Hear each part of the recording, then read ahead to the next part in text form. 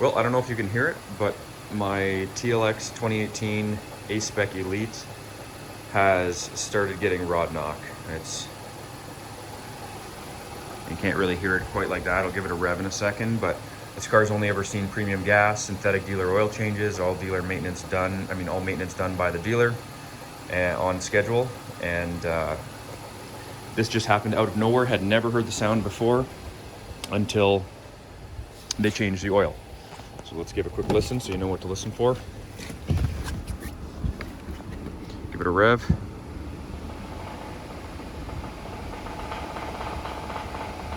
That's it.